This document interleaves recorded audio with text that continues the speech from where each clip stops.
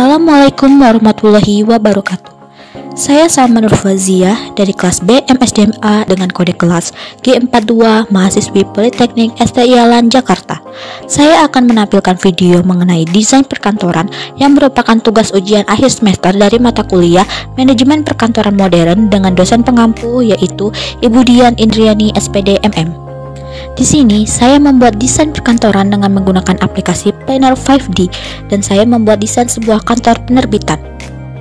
Pertama-tama saya akan memulai dari struktur organisasi kantor penerbitan.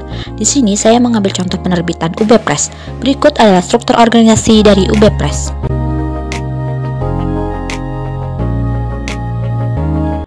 Saya memilih tema kantor abu-abu dan putih karena warna tersebut menunjukkan kenetralan dan bisa menimbulkan ketenangan.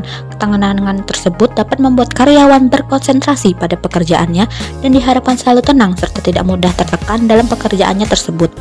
Saya juga memilih tata ruang kantor semi terbuka di mana hanya dibatasi oleh sekat saja, dan untuk direktur, manajer, dan ruang rapat itu dibesarkan oleh dinding dan pintu. Hal ini dilakukan agar privasi tetap terjaga, tetapi koordinasi antar staf tetap berjalan dengan mudah dan lancar. Baiklah, saya akan memulai menjelaskan mengenai desain yang telah saya buat. Pertama, dimulai dari bagian lobi kantor. Di sini ada meja resepsionis.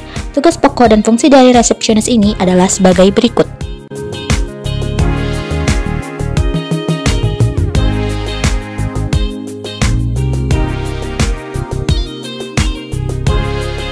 Dengan tugas pokok dan fungsi seperti yang sudah dipaparkan tadi, seorang resepsionis memerlukan laptop untuk mengelola arsip administrasi berkaitan dengan tamu yang keluar masuk, lalu ada ATK untuk mencatat segala informasi atau pesan dengan manual, kemudian ada telepon dan juga pokok telepon untuk menghubungi pihak yang berkepentingan, kemudian ada rak di bagian belakang meja resepsionis. Rak ini digunakan untuk menyimpan data arsip secara manual. Lalu di bagian jendela diberi korden yang dapat mengatur intensitas cahaya yang masuk. Pencahayaan juga dibantu dengan menggunakan 3 lampu berbentuk oval, lalu 1 lampu besar di bagian tengah lobi. Di lobi ini pun dilengkapi dengan meja dan kursi untuk tamu yang menunggu. Selanjutnya ada pendingin ruangan untuk mengatur suhu dalam lobi dan juga ada dekorasi yang digunakan untuk mempercantik ruangan. Dan mengenai sirkulasi udara, di bagian atas jendela dilengkapi ventilasi untuk sirkulasi udara. Selain itu, diberikan pula tanaman di beberapa sudut ruangan untuk memperlancar sirkulasi udara sekaligus memberikan kesan asri dan segar. Kemudian ada pula tempat sampah di ujung ruangan ini. Lalu kita berjalan pada ruangan selanjutnya. Di sini ada kursi dan meja yang bisa digunakan untuk berdiskusi bersama antar karyawan. Selanjutnya ada ruang bagi direktur dan wakil direktur. Tugas pokok dan fungsi direktur dan wakil direktur adalah sebagai berikut.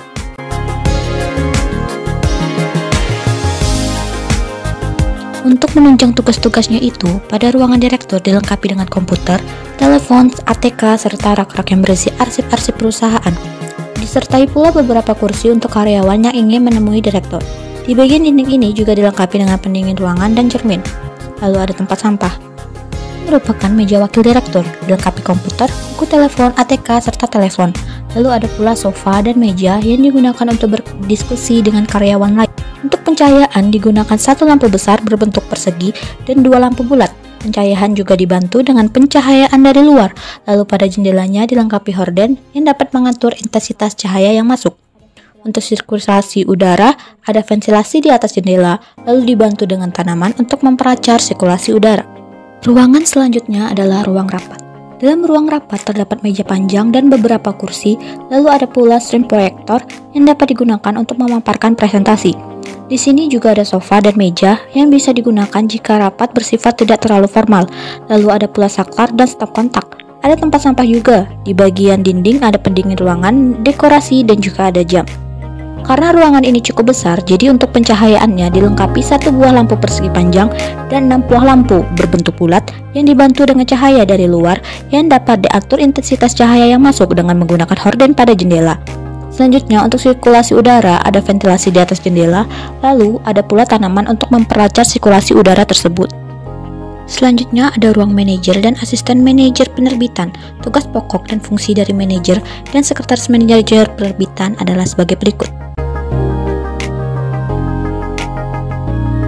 Untuk menunjang tugasnya pada bagian meja manajer, dilengkapi dengan komputer, telepon, ATK, serta ada kursi di bagian depan meja untuk karyawan yang ingin menemui manajer tersebut. Sedangkan di meja sekretaris ada komputer, telepon, ATK, dan buku telepon. Ruangan ini juga dilengkapi dengan tempat sampah, pendingin ruangan, rak untuk menyimpan bekas, serta jam dinding dan dekorasi. Untuk pencahayaan, digunakan satu lampu berbentuk persegi dan dua lampu berbentuk bulat, disertai cahaya dari luar yang dapat diatur intensitasnya dengan gorden pada jendela ini.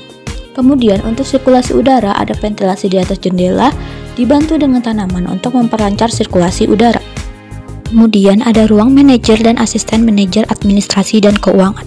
Tugas pokok dan fungsi dari manajer dan sekretaris administrasi dan keuangan adalah sebagai berikut.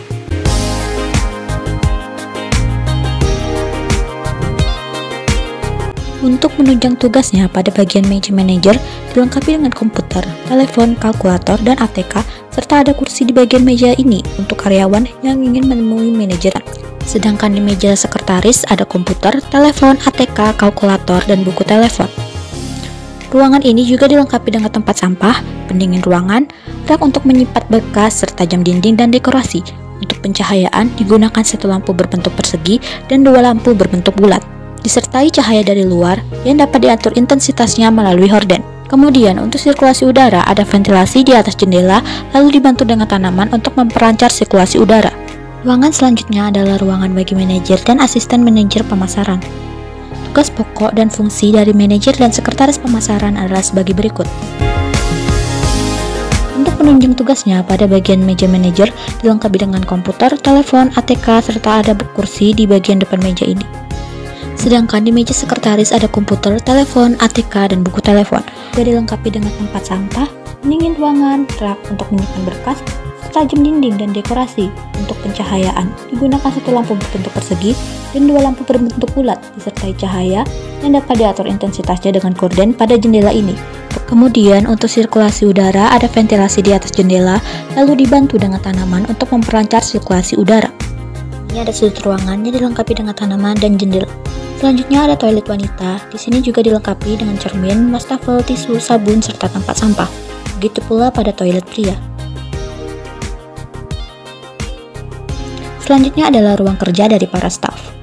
Pada ruang kerja staf ini dilengkapi satu buah mesin fotokopi dan 3 buah printer yang terhubung dengan 3 unit berbeda. Lalu ada pula tempat sampah dan pendingin ruangan. Ada staf penerbitan dengan tugas pokok dan fungsi sebagai berikut. Di meja staf ini dilengkapi dengan komputer untuk melakukan pemeriksaan secara digital, lalu ada buku telepon dan telepon untuk berkomunikasi dengan penulis, ada ATK dan jam yang disertai dengan kalender. Yang kedua ada staf administrasi dan keuangan dengan tugas pokok dan fungsi sebagai berikut. Di meja staf ini dilengkapi dengan komputer untuk melakukan pengelolaan administrasi dan keuangan secara digital, ada buku telepon dan telepon untuk menghubungi perusahaan percetakan, lalu ada ATK, kalkulator, serta jam yang disertai dengan kalender. Yang ketiga ada staf pemasaran dengan tugas pokok dan fungsi masing-masingnya adalah sebagai berikut. Di meja staf ini ada komputer untuk memasarkan buku secara online ataupun pengelolaan pemasaran secara digital, lalu ada buku telepon dan juga telepon untuk menghubungi toko-toko buku yang akan diajak kerjasama untuk memasarkan buku, serta ada ATK dan jam yang disertai dengan kalender. Untuk pencahayaan dilengkapi dengan 3 buah lampu persegi panjang dan 4 buah lampu berbentuk bulat. Pencahayaan juga dibantu dari luar yang bisa diatur intensitas cahayanya dengan gorden. Untuk sirkulasi udara sama seperti ruangan yang lain, yaitu menggunakan ventilasi pada bagian atas jendela, serta ada pula tanaman untuk memperlancar sirkulasi udara.